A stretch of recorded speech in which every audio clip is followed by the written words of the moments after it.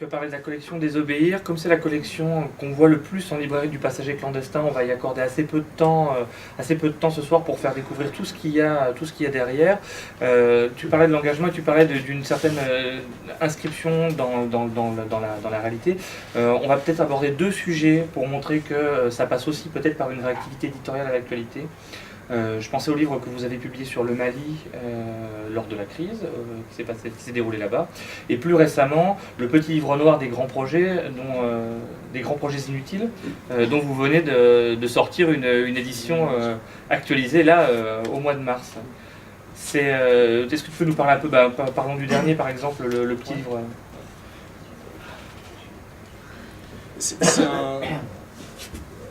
C'est un bon exemple de finalement de la façon dont on peut être perçu par encore une fois ces activistes, ces militants qui eux sur le terrain essayent de mettre en œuvre à la fois des outils de réflexion et puis des pratiques militantes. Ça c'est un projet qui nous est arrivé. Le petit livre noir des projets inutiles, c'est une association qui s'appelle Agir pour l'environnement, avec laquelle on entretient des relations depuis déjà un certain temps, mais qui nous a bien identifié comme étant un éditeur potentiel d'intervention, parce que finalement on n'a pas de collection. D'ailleurs c'est assez intéressant, c'est deux titres qui ne font pas partie d'une collection. Entre nous on l'appelle collection d'intervention, c'est-à-dire parce qu'encore une fois on aime bien rentrer les choses dans des collections, c'est pratique en termes d'organisation, mais ce n'est pas des collections, c'est des textes qui nous arrivent ou qu'on reçoit à un moment où on voit qu'ils ont une certaine résonance avec l'actualité, et qui sont souvent des textes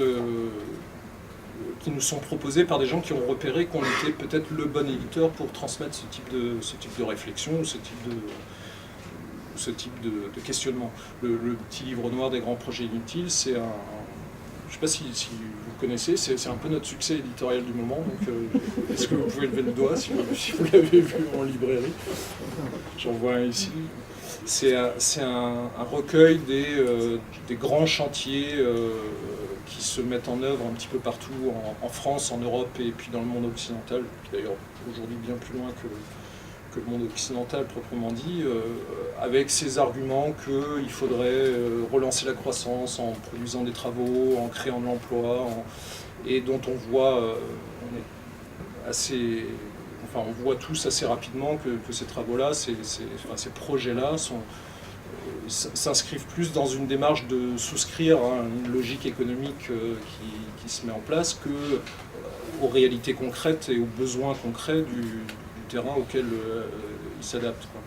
Donc il y a Agir pour l'environnement et un collectif de zadistes, donc de gens qui construisent en opposition à ces projets et en dérision par rapport à cette notion de ZAD, des zones d'aménagement différées que les militants ont transformées en zones à défendre,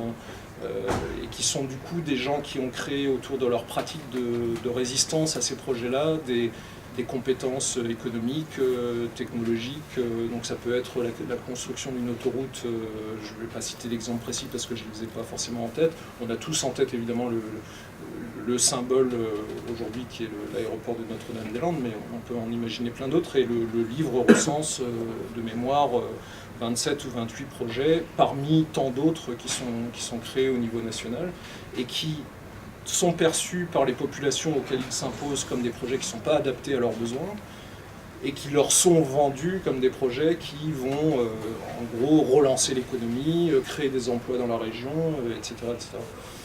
Et donc Camille, l'ouvrage est signé Camille, c'est le nom que se donnent ces collectifs d'associations pour ne pas précisément se placer dans la logique de représentation traditionnelle et pour parler de leur pratique de résistance à ces projets-là. Et donc Camille et Agir pour l'environnement, qui est une des associations qui gravitent sous le nom de Camille, nous a proposé cette espèce d'outil pratique où on va avoir une série d'articles qui recensent les projets en cours, qui essayent de présenter les arguments qui sont avancés par les partenariats public-privé, donc l'État et les entreprises, souvent Vinci, Bouygues, etc., qui sont impliqués dans ces projets-là, et les contre-arguments et les motifs de résistance qui sont souvent des choses très très concrètes. C'est-à-dire on va construire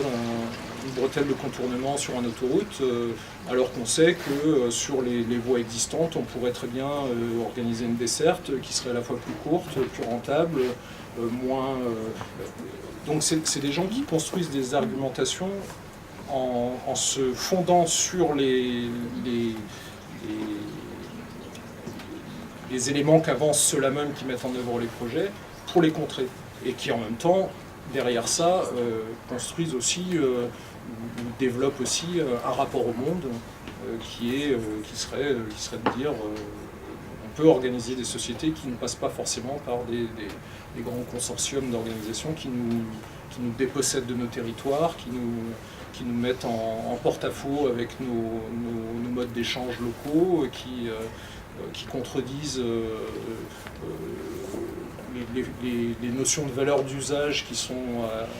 à l'origine de nos solidarités locales pour nous extraire de notre milieu et nous placer dans une espèce de logique nationale, internationale, d'image, d'étiquette. Donc le fait qu'on puisse être identifié par des acteurs comme cela, comme l'éditeur pertinent pour ce type de projet, pour nous c'est à la fois une récompense et puis ça fait sens immédiatement. Donc quand on nous apporte ce genre de proposition, la question ne s'est pas posée très longtemps. Il fallait qu'on sorte ce livre, qui n'est pas forcément un livre de fond, mais qui est un livre d'intervention et qui se révèle être un outil pratique pour beaucoup de ces acteurs et de ces militants de terrain.